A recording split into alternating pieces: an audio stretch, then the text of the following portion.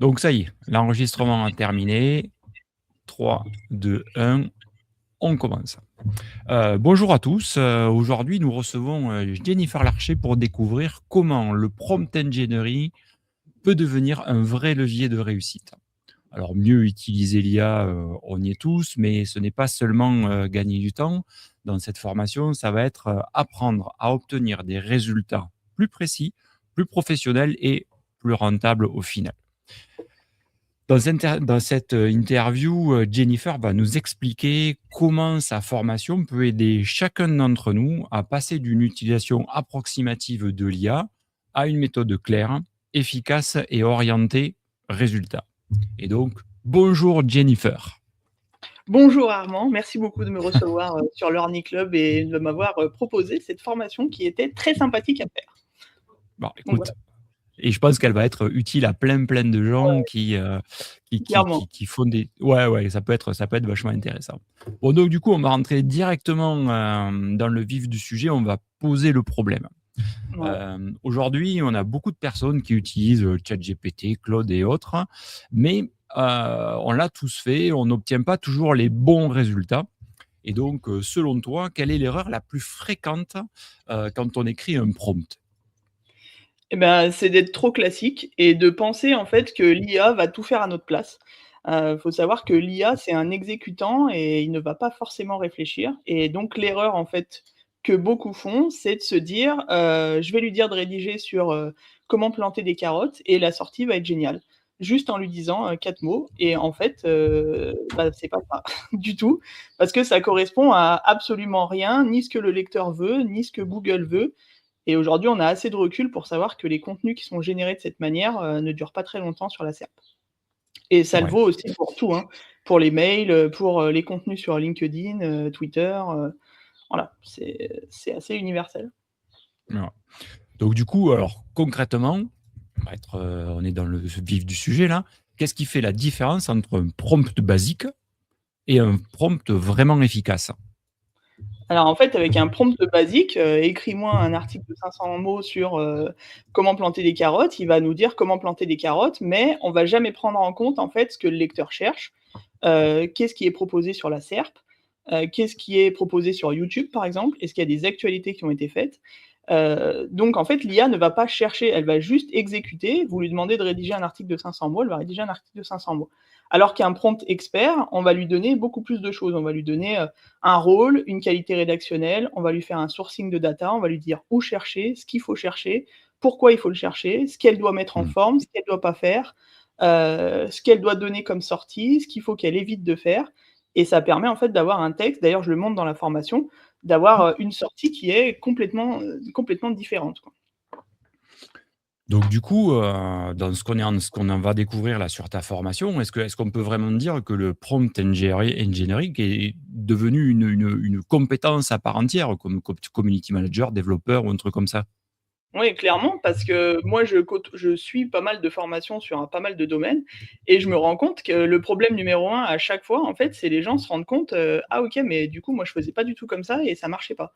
OK, bah, en fait, je savais pas du tout faire un prompt, quoi» et en fait, c'est vraiment une compétence à avoir parce qu'il faut vraiment savoir parler, comme par exemple quand, on va travailler avec des enfants, il faut savoir parler à un enfant et ben, en Ah fait, oui. quand on utilise l'IA, il faut savoir parler à l'IA pour avoir quelque chose de précis et d'intéressant.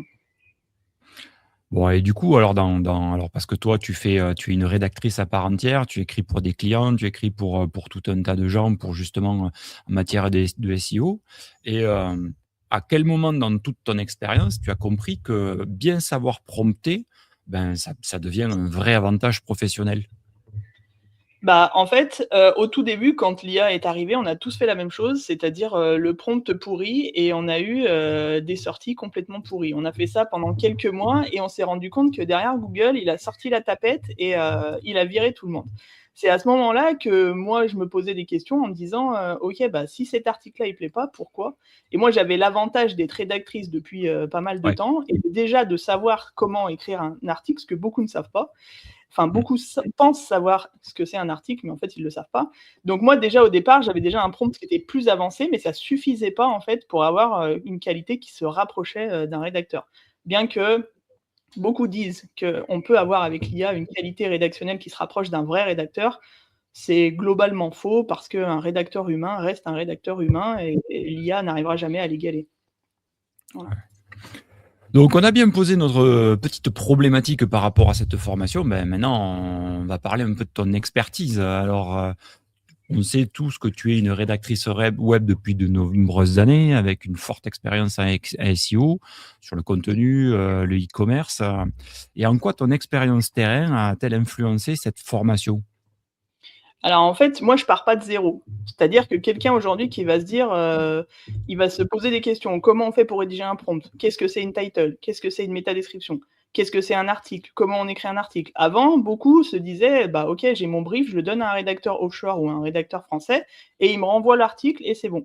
Sauf qu'aujourd'hui avec l'IA, on peut pas lui dire ça parce que, le rédacteur offshore avait au moins le minimum de savoir ce que c'était une rédaction et le rédacteur français avait des compétences qu'on n'avait pas forcément en étant juste un brief. Aujourd'hui, en fait, il faut avoir toutes les compétences. Il faut avoir les compétences qu'on avait avant pour faire un brief et il faut ensuite savoir comment on va rédiger, qu'est-ce qu'on va faire avec la title, comment on la construit et tout ça. Donc en fait, moi, quand je construis un prompt, je sais déjà en amont ce qu'il faut faire, mais beaucoup ne le savent pas. Donc dans la formation, je montre, OK, un article, c'est pas ce qu'on trouve dans 90% des cas sur internet, c'est-à-dire la fausse bouillie où on n'a absolument pas envie de lire. Parce qu'en fait, beaucoup rédigent des articles, mais ils ne les lisent pas. Mais lisez vos articles et Ah, vous vous rendrez compte que vous n'avez pas du tout envie de les lire. Si vous n'avez pas envie de les lire, bah, c'est que c'est nul et que ne les publiez pas parce que personne ne va les lire. Donc, mes compétences au début ont permis de créer des prompts. Et après, au fur et à mesure, j'ai appris à discuter avec l'IA et j'ai amélioré ensuite les prompts avec les sorties. Et puis aujourd'hui, les IA peuvent faire beaucoup plus de choses qu'il y a 5 ans, hein. On dirait qu'il s'est mmh, passé presque 30 ans d'évolution. Donc ouais. voilà, je me suis adaptée. Et donc j'estime, sans me lancer de fleurs, que moi, mes prompts en tant que rédactrice sont meilleurs que quelqu'un qui ne sait pas rédiger, par exemple. Ah oui, ça c'est évident. Et donc du coup, globalement, avec, l'utilisation, de l'IA, qu'est-ce que tu as appris justement dans cette utilisation de l'IA et dans l'efficacité de cette utilisation, par rapport à l'IA pour l'écriture de prompts et de textes en général? Alors, l'IA, c'est qu'on apprend vite que si en fait, comme dans tout domaine, si la source est bâclée, la sortie est bâclée. Ah, Donc en fait, il faut être minutieux dès le départ. Au lieu de on prendra moins de temps à relire un texte, un email ou à retoucher une photo, par exemple, si on a pris beaucoup plus de temps sur le prompt. On va se dire que le prompt, on va le faire pour une fois et ce serait bien d'y passer peut-être 2 heures à faire son prompt. Et quand on a mmh. fait un prompt de 2 heures, il est hyper minutieux, on sait que toutes les sorties seront du coup bonnes. Alors qu'un prompt pourri, il va générer 100 articles et il faudra relire les 100 articles ou pas, ce que beaucoup font d'ailleurs, ne relisent Mmh. pas. Et il faudra relire les 100 articles, il faudra corriger, il faudra peut-être les renvoyer à l'IA, ça va pas, il faut refaire. Alors que si la source est bonne, on supprime en fait après tout ce qu'il y a derrière, on gagne du temps, quoi. Donc en fait, ta formation, elle pose une vraie méthodologie dans cet ensemble de choses. Donc, alors pourquoi tu as voulu plutôt créer cette formation-là, plutôt que de partager, quelques prompts à copier-coller, comme font beaucoup, que l'on peut voir sur Insta, YouTube et autres? Alors il y a, c'est que ce qu'on voit sur Instagram ou YouTube, c'est des prompts qui ont été vus sur d'autres YouTube, qui ont été vus sur d'autres YouTube. Et le problème, c'est que le prompt, OK, on va l'appliquer, il est bon à l'instant T. Sauf que, imaginons Google arrive, il veut autre chose de la SERP. Bah, le prompt est plus bon. Et bah, qu'est-ce qu'on en fait? Bah, on va essayer de chercher un autre prompt. Et on ne sait pas si ce prompt-là va fonctionner. En fait, moi, j'ai pris le problème à l'inverse. Moi, j'apprends à faire un prompt. C'est-à-dire que quand vous saurez faire un prompt comme moi, je vous le montre dans la formation, OK, il y a une mise à jour Google, je prends mon prompt, je sais m'adapter, je le change, OK, la sortie elle est bonne, je repars. C'est ça le truc en fait. Parce qu'un Ouais. simple copier-coller, ça sert à rien. On fait bêtement en fait ce que les autres font et on a une sortie toute bête et qui à la fin ne vaudra plus rien et puis bah, après on est perdu, on ne sait plus quoi faire. Alors que là, la formation, elle montre la création de A à Z. Ouais, ouais. Bon, là, en fait, je pense qu'on l'a tous fait, on le fait tous, par, je vais dire, par esprit de simplicité ou par fainéantise, quoi. Enfin, c'est un peu ça l'idée, quoi.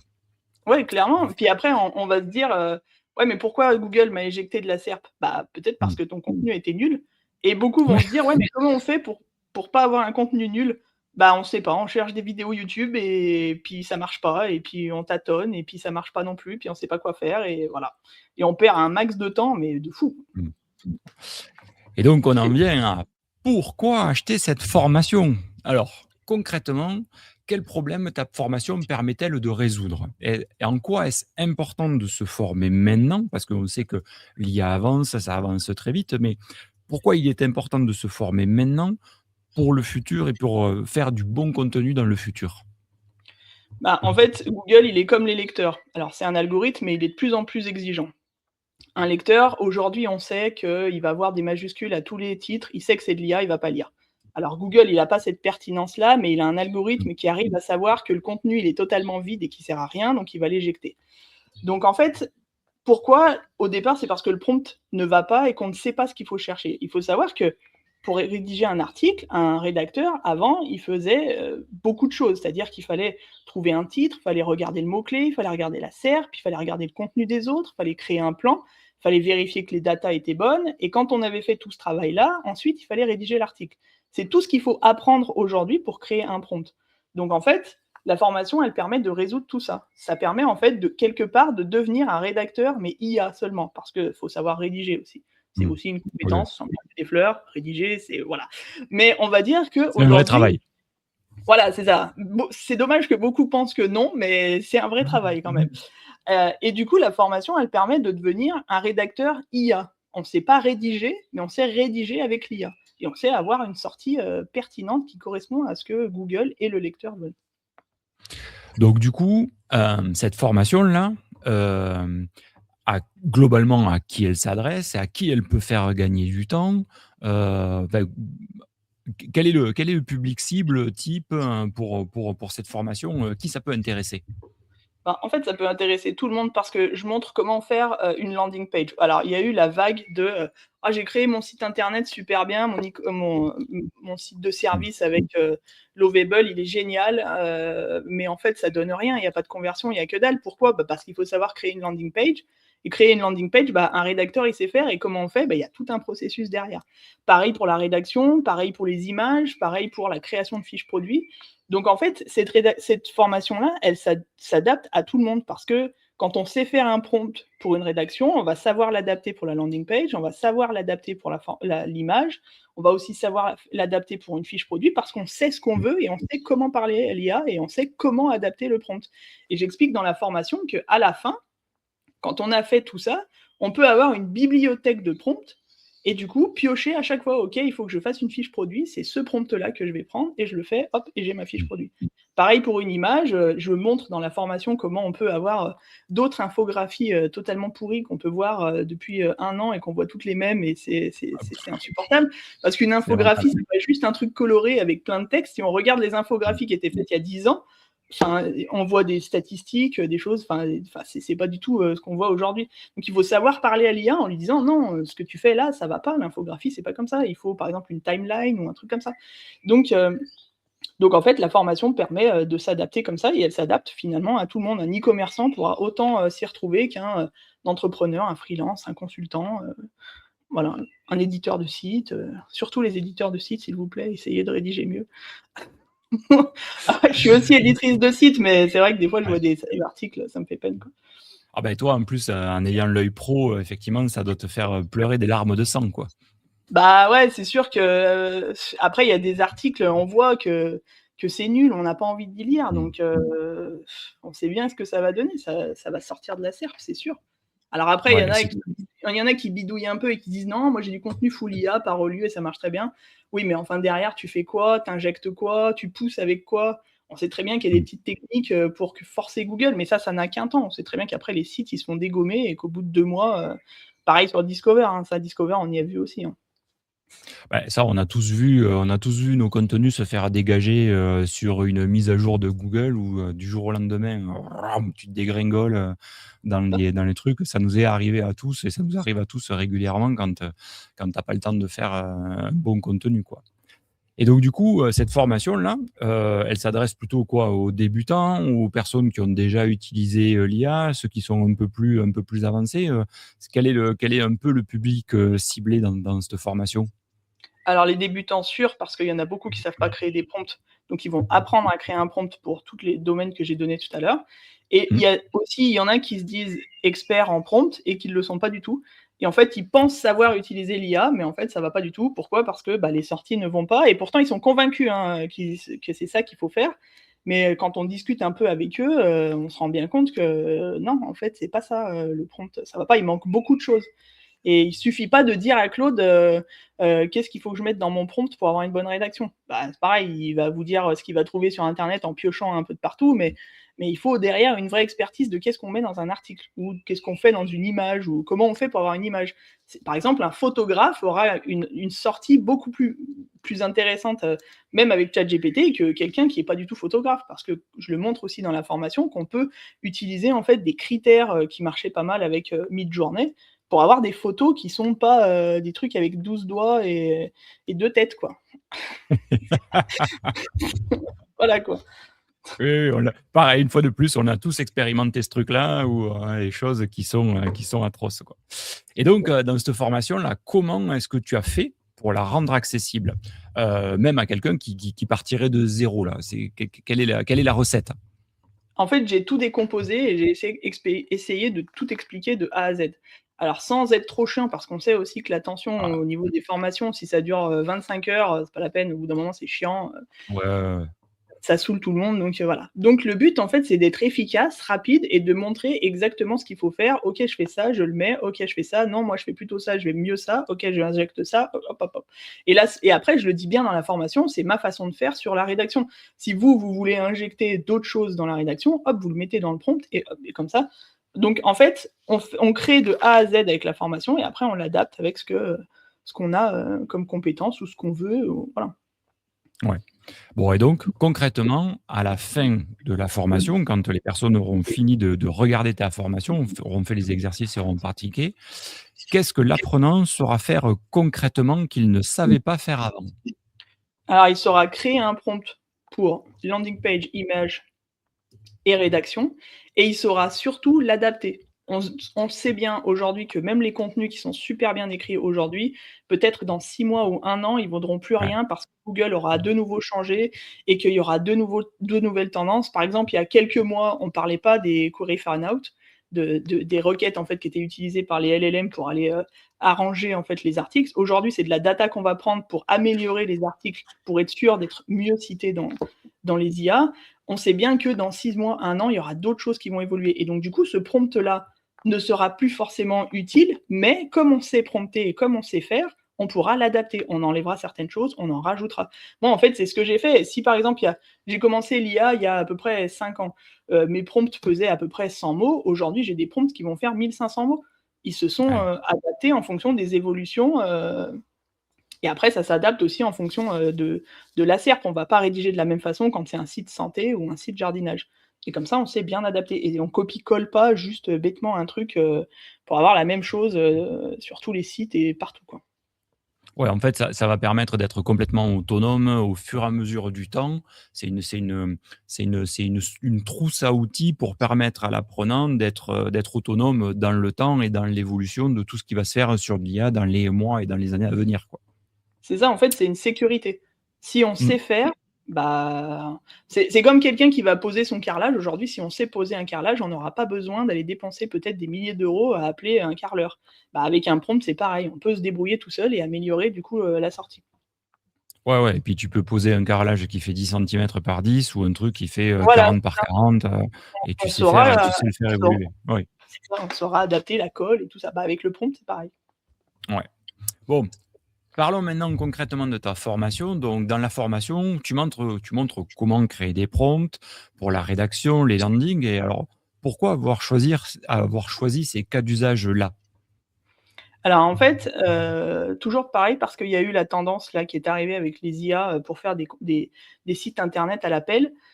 Et aujourd'hui, comme on le voit avec un article, bah, on voit que des sites sont générés avec l'IA. Alors, bien sûr, sur Google, ça gêne pas, mais le problème, c'est que ce que je dis beaucoup aux internautes et à ceux qui je peux côtoyer, arrêtez de toujours penser à Google, pensez au lecteur. Un lecteur qui voit, un sous-titre avec tout des majuscules, il sait que c'est de l'IA, il va penser que l'article est nul, il va pas le lire. Voilà. Mmh. Donc quand il va voir un site qui est généré avec l'IA, il va se dire, «OK, bah, si c'est généré avec l'IA, c'est fait en masse et derrière c'est pas vérifié et Mmh. c'est de la merde, quoi». Même si, oui, il y a des grands groupes de presse qui utilisent l'IA, mais c'est bien fait et il y a un bel emballage. Donc on se dit: «OK, on y a de la confiance, on va lire». Alors pour créer un site, il faut savoir faire une landing page, il faut savoir la designer, il faut savoir aussi rédiger un contenu.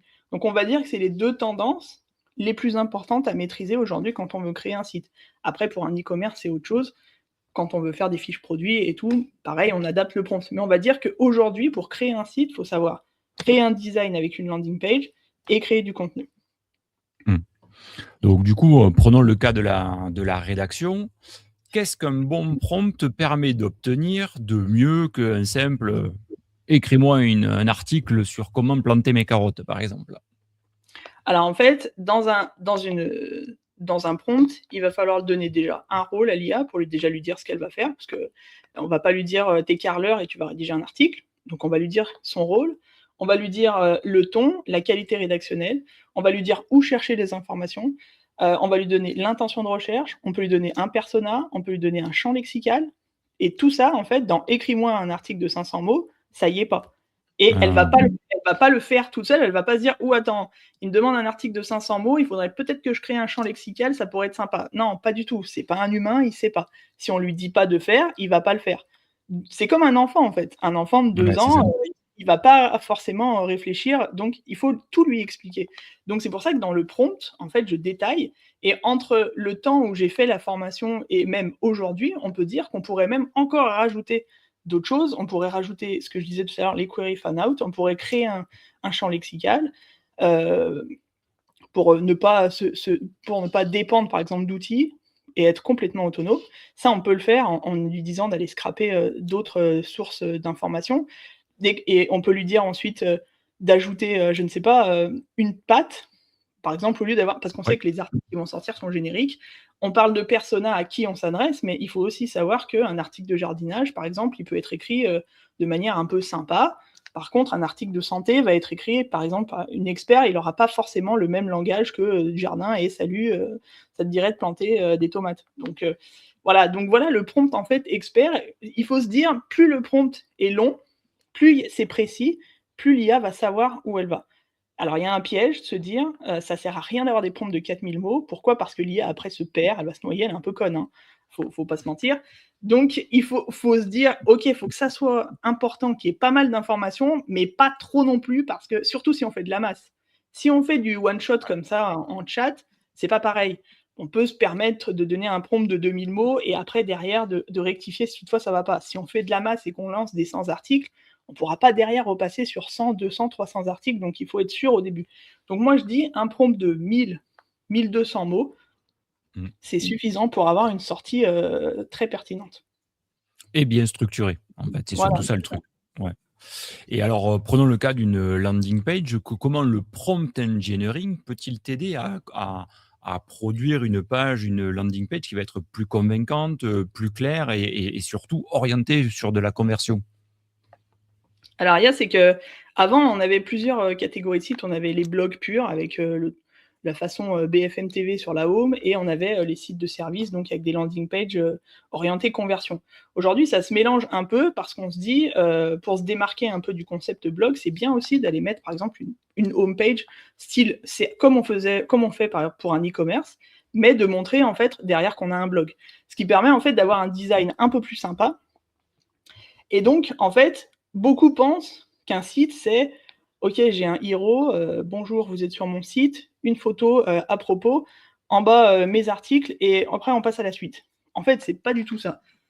Quand on regarde des landing pages de sites, alors après, il y a toujours l'exemple de oui, mais regarde, ce site-là, il a une landing page qui est toute simple. Oui, mais enfin, c'est Decathlon, ils sont conduits Ouais. mondialement. C'est comme sur Discover, Le Monde, par exemple, ou Ouest France peuvent se permettre de faire des choses parce qu'ils ont la notoriété et parce que Le Monde reste Le Monde. Mais vous n'êtes pas Le Monde et vous prouvez que votre site a un réel intérêt et que le contenu n'est pas de la bouillie IA.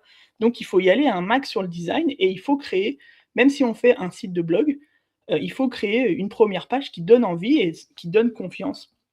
D'où l'intérêt, en fait, de faire un prompt spécial landing page qu'on peut adapter pour un e-commerçant ou pour un éditeur de site. Voilà, je sais Ouais, pas si du ça coup, répond. là, comme ça, ouais, du coup, comme ça, à l'impro, là, allez, la différence entre un bon prompt et un mauvais prompt, comment tu le présenterais ça? C'est-à-dire que tu as un exemple de... Ouais, ouais, genre, écris-moi un article de 100 mots, pour planter des carottes hein, et globalement, dans ta formation, comment tu décomposerais un peu, rapide, sans donner toutes les Ouais, informations, mais pour qu'on comprenne un peu, comment ça se passe? en fait, il faut se dire, faut être bête. Voilà, faut être bête. Comment on écrit un article sur comment planter des carottes? Bah, qu'est-ce qu'il faut savoir? Bah voilà, vous listez tout ce qu'il faut savoir. Qui en est? Bah, on donne ça à un rédacteur. Qu'est-ce qu'on veut? Un article de blog, de combien de mots? De 500 mots. Est-ce qu'on le veut des H2, des H3? Est-ce qu'on veut des tableaux, des listes à puces? Voilà, il faut se poser en fait toutes les questions inimaginables sur les articles, ou même sur une landing page ou une image, et ça vous fait en fait une liste à chaque fois. Est-ce que je veux ces... Sur Internet, j'ai vu qu'on avait beaucoup ces mots-là. Bah, je les veux pas, j'aime pas. Bah, on lui dit je veux pas ces mots. Par contre, on aime bien ce langage un peu tatillon qui va un peu titiller le lecteur. Bah, on met ça. Et on se fait en fait une liste de courses comme ça. On aime cette landing page là, on aime ces photos là, et on aime cette rédaction là. Et en fait, vous aurez la trame de votre prompt. Et après, vous n'avez plus qu'à remplir les champs et lui expliquer ton rôle, c'est d'être rédacteur spécialisé dans le jardinage, les mots interdits, les mots acceptés. Et après, on peut rajouter des couches, comme le champ lexical. On peut aussi lui donner des exemples. C'est bien aussi de, par exemple, vous écrivez pour le jardinage, il y a des sites botaniques ou Jardiland. Les articles sont bien écrits, c'est très personnalisé. Et ben, vous prenez 2-3 articles à chaque fois, et vous lui dites, voilà, ça c'est des exemples que j'aime bien, comme c'est rédigé, comme c'est fait. Et en fait, c'est comme ça en fait qu'on a un prompt expert. Et ça le vaut dans tout, hein, pas Ouais, que dans ouais. la rédaction. Donc dans toute ta formation là, tu mets en avant une notion de reverse prompt. Heu pour ceux qui ne connaissent pas exactement ce que c'est, justement, qu'est-ce que c'est le reverse prompt? Alors, quand on veut un prompt, on va créer le prompt et on a un article. Le reverse prompt, on part de l'article pour avoir le prompt. Alors, pour les débutants, ça peut être pas mal si on ne sait pas trop se questionner sur qu'est-ce qu'on va mettre Mmh. dans le prompt. Si on a, par exemple, on a suivi la formation, mais on se dit peut-être que c'est incomplet et qu'on aime bien certaines choses sur l'équipe, par exemple, qui font, mais qui n'est pas dans le prompt. À ce moment-là, on va demander à l'IA d'étudier cet article-là ou cette landing page-là et de lui demander comment on fait pour avoir cette rédaction-là. Alors, ce ne sera pas forcément un prompt prêt à l'emploi, mais elle va détecter en fait des choses que nous, on n'aurait pas forcément détectées. Et à ce Mmh. moment-là, on a 2 cas de figure. Soit on marche que en reverse prompt, donc on se dit, OK, j'ai des sites de sport, je vais prendre tous les sites de sport et je vais lui dire, bah voilà, tu as 50 articles de sport, dis-moi comment avoir un prompt pour rédiger comme ça, de cette manière, et pour avoir ce langage-là. Elle va vous donner un prompt et vous l'utilisez et après vous rédigez vos articles comme ça et vous l'adaptez en fonction de vous, ce que vous voulez ou ce que vous aimez pas. Et le deuxième cas de figure, c'est vous faites la même chose, sauf que vous avez déjà votre prompt que vous avez fait dans le module 1 sur créer le prompt pour avoir cette rédaction. Vous prenez le prompt du reverse prompt et vous fusionnez les deux. Parce que vous avez peut-être pas tout pensé. Et là, vous avez un méga prompt, on va dire, qui permet en fait de voir tout. Et vous pourrez ensuite l'adapter si vous voyez qu'il y a d'autres sites qui sont intéressants qui sortent, même par exemple sur Discover ou choses comme ça. Vous pouvez à chaque fois faire un reverse prompt. Ok, lui, il a fait ça, comment on fait pour faire ça? Hop, et après, vous l'injectez dans votre prompt initial. Donc en fait, le reverse prompt, c'est ça. Donc du coup, j'entends que, le reverse prompt là, c'est en train de devenir, une compétence à part entière aujourd'hui dans, le prompting. Ouais, parce que en fait, dès le début, on a tous fait ça. On est parti de, ok, on va parler à l'IA, on va lui donner un prompt, ça va me sortir un article. Sauf que beaucoup se sont rendus compte, ouais, mais enfin, mes articles qui sortent, moi, c'est pas les articles de l'équipe. Donc, comment on fait pour avoir les articles de l'équipe? Aujourd'hui, on se dit, bah, en fait, on va aller espionner un peu ce que font les autres et créer des prompts à partir de ça et mêler les compétences qu'on a pu avoir pour la création de prompts et du coup, mêler tout ça. Par exemple, pour le SEO, on a tendance à aller espionner les concurrents sur les mots-clés, Mmh. sur le nombre d'articles, sur la fréquence. Et ben en fait, pour la création des prompts, c'est exactement la même chose. J'aime bien cet e-commerce, il a une landing page qui est super bien, je sais pas du tout comment faire le design. Bah, explique-moi comment on peut faire un design comme ça et le générer avec l'IA. Ça permet d'avoir une landing page faite avec l'IA en design qui sort du truc là qu'on a déjà vu Mmh. 175 fois avec le même héros. Et voilà. Donc du coup, maintenant, on a YouTube qui nous, montre tout un tas de choses. On a tout un tas de gens sur Instagram qui nous montrent tout un tas de trucs. Hem, pourquoi on se contenterait pas tout simplement d'aller, et purger, YouTube de tout ce qui se fait? Et il y a des gens qui disent: «Ben, moi, je peux apprendre ça gratuitement sur YouTube». Bah, qu'est-ce que tu réponds aux gens là-dessus? Alors en fait, sur YouTube et partout, hein, sur tous les réseaux, il y a les vendeurs de rêves. Alors moi, les vendeurs de rêves, je me méfie beaucoup, surtout ceux qui se disent, «Moi, j'ai fait des prompts super classe, je gagne 50 000 € par mois et c'est génial et je vis à Bali» et voilà. Sauf qu'en fait, quand on gratte et quand on connaît un peu, on sait le renvers du décor et on se dit que: «OK, ça, c'était juste pour vendre du rêve». Et ça nous fait perdre un temps colossal parce qu'on va regarder des vidéos de 2 heures et puis derrière, on sait qu'il y a de la vente de quelque chose, il y a une vente d'outils, Ah donc il ouais. faut se méfier quand on a quelque chose à vendre. Par exemple, moi dans la formation, alors oui, elle est à acheter sur l'Orniclub, mais derrière, je fais pas la promotion de machin, je vous donne des codes promo, allez acheter ça et Ouais, ça ouais, sera ouais. mieux. Voilà, donc en fait, là, vous payez et vous avez toute la formation. Alors que sur YouTube, généralement, c'est juste des trucs, ça peut être bien, YouTube, ça peut être bien quand on a déjà toute sa stratégie de faite et d'aller choper à droite à gauche des petits tips qu'on n'avait pas forcément pensé et d'y rajouter. Mais de là à se former, on sait bien que ce qui est gratuit, par exemple, quelqu'un qui Ouais, gagne vraiment 50 000 € avec ses éditions de site, il va pas donner sa méthode. Il va donner non, peut-être je un pense pas. huitième de ce qu'il fait, parce que sinon, bah, voilà quoi. Donc il va donner un huitième et tout le reste, il va pas vous le donner. Il va pas vous donner ses recettes quoi, c'est pas possible. Donc il faut se méfier un peu, de tout ce qu'il trouve sur réseau.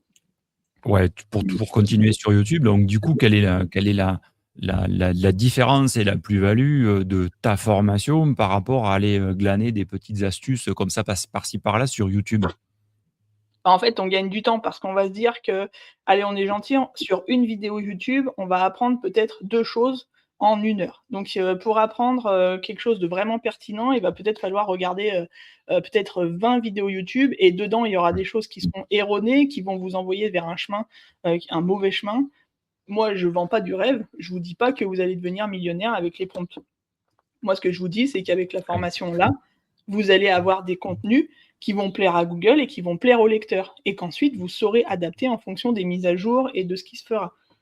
Alors que sur YouTube, vous allez prendre le prompt, vous allez le copier-coller et quand il y aura une mise à jour, vous saurez pas quoi en faire et il fera pas une nouvelle vidéo pour vous dire, «Bah, attends, je vais t'aider». Non, Ah oui, n'aide ça pas. c'est sûr.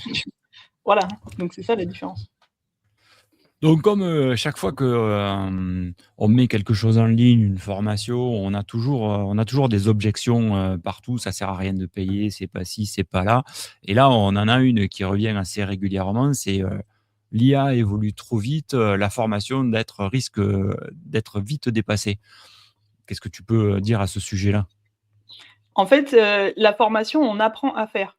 Elle sera pas dépassée. Pareil, je reprends mon exemple du carrelage parce que c'est très prenant. Oui. Si on prend on prend des tomates qui se faisaient dans les années 70, bah, elles sont complètement dépassées. Aujourd'hui, on a une tonne de tomates dans le garage, qu'est-ce qu'on en fait? Bah, on sait pas. Alors que si on sait choisir du carrelage et qu'on sait comment le poser, on pourra poser n'importe lequel. Et on pourra peut-être même se réinventer et prendre celui qui est dans le garage et en faire peut-être autre chose. C'est ça en fait la formation. Ça permet en fait d'avoir les compétences qui au départ vous permettront d'évoluer dans n'importe quel domaine, que ça soit les images, le landing page ou les rédactions, et de vous adapter à chaque mise à jour et à chaque nouveauté qui apparaîtra sur les réseaux. Bon alors une autre objection au passage, est-ce qu'elle fonctionne uniquement sur ChatGPT ta formation ou sur tout un tas d'autres choses? En fait, les IA, il faut savoir leur parler. ChatGPT, d'accord, les sorties sont pas les mêmes que sur Claude, mais enfin, ça reste des IA. Donc le prompt qu'on utilise sur ChatGPT, on n'aura pas la même sortie que sur Claude parce qu'il fonctionne pas de la même façon. Par exemple, aujourd'hui, on sait que Sonnet, sur Claude, il est un peu à la ramasse, mais que Opus est vraiment très bon. On sait que Gemini est pas mal en scrapping pour la data parce il fonctionne avec Google. Donc en fait, la formation, elle s'adapte à tout. Vous pouvez utiliser, par exemple, créer votre champ lexical avec Gemini et vous pouvez confier la rédaction ensuite à Sonnet ou même à Opus et mettre les infographies avec ChatGPT. Moi, c'est ce que je fais. Donc ce qui fait que moi, en fait, tous mes prompts utilisent un peu les compétences de chaque IA. Et elle s'adapte à tout. Si vous voulez tout faire avec ChatGPT, faites tout avec ChatGPT ou alors tout avec Claude, il n'y a aucun problème. Oui, Les donc prompts. cette formation te permet, de faire ton prompt, de l'adapter en fonction de chacun des LLM et ensuite de venir regrouper tout ça pour avoir un produit optimal finalement. Voilà, c'est ça. On sait que, alors Claude est aujourd'hui, ça a pas été longtemps comme ça. ChatGPT était meilleur au départ. Là, on voit que ChatGPT, il a un peu du mal et que Claude, Mmh. il revient, il est pas mal en conversationnel et il est surtout très bien en tout ce qui est taux de conversion. Donc, on peut tout utiliser on peut prendre tous les prompts avec Claude. La seule chose que Claude ne fait pas, c'est les images. Donc, il Mmh. faudra passer sur autre chose. Mais Ouais. oui, il s'adapte à tout. Donc du coup, dans les autres objections, tu vois, on va croiser des gens qui sont pas du tout techniques et ces gens-là ont peut-être un petit peu peur que tu te lances dans un développement hyper technique pour expliquer tout un tas de trucs. À ce sujet-là, comment est ta formation? Alors, il y a, c'est que moi, j'ai travaillé avec des enfants, donc je sais parler à des enfants de 2 ans. Donc, je sais parler à tout le monde. Et moi, je déteste les trucs chiants avec les trucs très techniques où on comprend pas, où il faut aller chercher des termes, enfin, c'est une prise de tête monumentale. Donc, j'ai créé la formation comme moi, j'aimerais l'avoir, moi, en tant que, élève.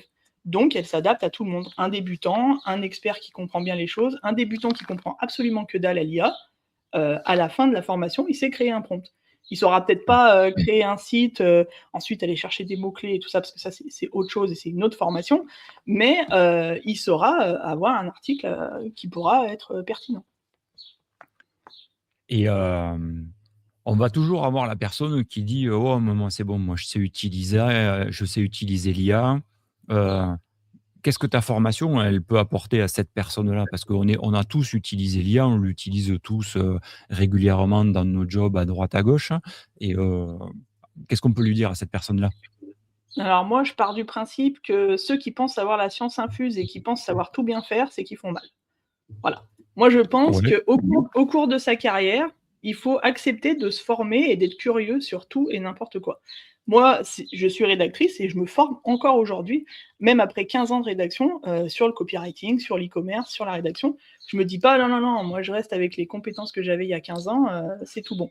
Ouais. Donc en fait, beaucoup aujourd'hui pensent savoir.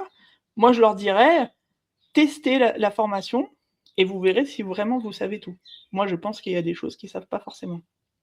Oui, ça c'est évident. Donc bon, on va aborder le côté un peu bénéfice du business quand même parce que si tu achètes une formation, c'est pour arriver à faire quelque chose que tu savais pas faire avant et quel gain de temps, quel retour sur investissement, un entrepreneur, un freelance, ou n'importe qui a besoin d'écrire savoir faire des prompts, peut-il espérer avoir après avoir appliqué tous les conseils de ta méthode dans cette formation? Bah, il y a c'est qu'un éditeur de site, par exemple, ou même un e-commerçant Mmh. qui aujourd'hui va générer du contenu, suffit qu'il regarde, la Search Console ou même la SERP. S'il a 1000 articles et qu'il y en a que 100 qui sont indexés, c'est qu'il y a un problème. C'est que du coup, Oui. les articles ne correspondent absolument pas à ce que Google veut et à ce que les lecteurs veulent et c'est valable aussi pour Discover. Discover est encore plus brutal que la Search. Donc après, savoir faire un prompt, derrière, savoir faire un prompt, vous n'allez pas devenir millionnaire parce que vous savez faire un prompt. Mais vous saurez générer de belles images, vous saurez générer de bons textes qui correspondent à la SERP, qui correspondent à l'intention de recherche, qui correspondent même aux IA, parce que du coup, les IA peuvent aussi piocher les infos dans votre site. Donc, ça amène pas du trafic, mais ça amène un peu d'autorité dans tout ça. Donc, le retour sur investissement, il se fait dans le global. Vous avez un meilleur design sur le site, une meilleure landing page, de meilleures photos, de meilleurs articles. Google est content, le lecteur aussi, votre site monte et ça vous fait ensuite euh, progresser dans la SERP et à la fin avoir peut-être plus de revenus publicitaires ou plus de ventes de liens ou de meilleures ventes. Voilà. Donc en soi, la formation, vous n'aurez pas un retour sur investissement immédiat en savant le prompt, mais c'est après sur le long terme, dans le global, quand vous savez tout faire. Voilà. Du coup, on est tous à la recherche justement d'économiser un peu de temps, et surtout de bien faire. Est-ce que cette formation-là va effectivement aider à produire plus vite et produire mieux des contenus sur un site, une news, sur les réseaux ou n'importe quoi d'autre? Alors oui, parce que en fait, toujours pareil, il suffit d'ouvrir Discover, la SERP ou surtout LinkedIn. LinkedIn, on sait que 99 des contenus sont générés avec l'IA. Si Ouais. on se dit: «OK, ce contenu, il est généré avec l'IA», bah, vous avez perdu, ça veut dire que du coup, c'est mort. Donc, on se dit que si l'entrée, elle est très bien faite, que la sourcing de data, que la construction du prompt est très bien fait, la sortie se rapprochera d'une qualité humaine. Alors après, il faut toujours relire, toujours, peut-être reformater un peu, injecter un peu de sa Toujours. patte et tout ça. Faut pas forcément, publier en masse, 300 contenus et les laisser vivre, leur vie. Mais, la sortie sera de toute façon meilleure. Après ça se voit au niveau du trafic. Si votre trafic sur Google augmente, c'est que forcément vos articles plaisent. Si sur LinkedIn, vous avez beaucoup plus d'abonnés alors que pendant 3 mois, vous en avez eu qu'un seul et que là, Mmh. avec votre nouvelle stratégie de contenu, vous gagnez des abonnés tous les jours et des impressions et des commentaires, bah, c'est que la méthode du coup est meilleure et que vous avez trouvé, une meilleure façon, de produire du contenu. Donc ça s'adapte en fait, à tout et ça permet de créer du meilleur contenu surtout. Après, le contenu en masse, c'est un autre discours. Nourrir le web avec, 100 articles par jour, est-ce que c'est intéressant? Ça, après, chacun aura la réponse à Ouais. cette question. Moi, je pense que la masse, ça nourrit, internet et je suis pas sûre que Google, ait envie de 100 articles sur comment planter les tomates. Je pense que Oui. c'est mieux de prendre plus de publier moins, que ça soit sur LinkedIn, Instagram, n'importe où, mais de prendre le temps de regarder ce qui sort et d'améliorer un peu, la sortie. Mmh. Voilà. Du coup, dans le cadre de, un free, un consultant, e-commerçant, quels usages concrets, vois-tu sur cette notion de prompting là? Alors il y a, c'est que la formation, comme j'ai dit, elle s'adapte. Donc, je parle des infographies, dans la formation parce que c'est en ce moment, c'est tendance. On s'est dit que mettre des infographies de partout, c'est génial. Comme les FAQ, OK, bah, on met des FAQ parce que c'est incroyable. Donc en fait, on s'adapte. Heu, le prompt, il permet de créer des infographies, mais il permet aussi de, par exemple, d'avoir, des photos pour la une. Est-ce qu'on pourrait avoir des photos tutoriels? Est-ce qu'on pourrait avoir, des photos, par exemple, je sais pas, si on fait un tutoriel sur, j'ai un salon, tout moche, est-ce que je peux avoir un salon, scandinave? Bah, on peut faire avec l'IA, du coup, l'avant-après. Mais tout ça, on peut l'avoir que si on sait au départ comment faire un prompt et comment l'adapter. Donc en fait, un consultant ou un e-commerçant, il aura son prompt de base et il saura même l'adapter en fonction des niches. Un e-commerçant, il pourra créer, un site complet, pour une niche, féminine et il pourra aussi l'adapter pour créer, par exemple, un site, maison. Donc le Mmh. but de la formation, c'est d'avoir la base et ensuite, de l'adapter à tout ce qu'on peut avoir. Voilà. Donc du coup, est-ce que maîtriser le prompt engineering aujourd'hui peut devenir un vrai avantage concurrentiel? Bah, oui, parce que toutes les sorties dépendent de l'entrée. Si l'entrée est mauvaise, la sortie est mauvaise. Ça, c'est Mmh. sûr à 100 et c'est valable dans tout, hein. Il suffit de demander, par exemple, même à ChatGPT s'il s'en sort un peu mieux aujourd'hui avec les photos. On sait que l'infographie, elle sera très longue, elle aura beaucoup de texte, personne ne va lire une infographie où il y a 500 mots dessus, quoi. Donc il faut, en Ouais. fait, savoir ce qu'on met dans l'infographie, ce qu'on met dans l'article, ce qu'on met dans le post, sur LinkedIn et ça, on peut le faire que si on sait prompter. Voilà. Ouais, ouais. Bon, mais c'est un peu le mot de la fin et un peu, le mot de la conclusion. Donc, merci Jennifer pour cet échange, tous ces conseils autour du, prompt engineering et surtout pour, ta formation qui est à découvrir. Et du coup, globalement, on comprend vraiment mieux, à quel point il faut savoir formuler ses prompts et ses demandes pour transformer un usage, on va dire, IA, classique, ou débutant en de vraies opportunités de réussite. Et pour toutes celles et ceux qui veulent, gagner du temps et créer des contenus beaucoup plus efficaces et passer à un niveau supérieur au niveau de l'IA, ben, cette formation, c'est une excellente porte d'entrée. Donc, merci à tous de nous avoir, suivis. Je vous donne rendez-vous sur Learning Club pour retrouver et découvrir la formation de Jennifer ainsi que les autres formations qu'elle a pu faire pour nous. Merci Jennifer pour, ce moment de partage et à très bientôt. Merci beaucoup et comme je le dis dans la formation, si vous avez des questions, je suis disponible sur les réseaux, j'y répondrai, il y aura pas de souci. Voilà. Parfait. Ça, c'est le petit plus, Jennifer et le petit plus, Learning Club. Voilà, Merci tout à beaucoup à tous. Merci à Jennifer et à très bientôt.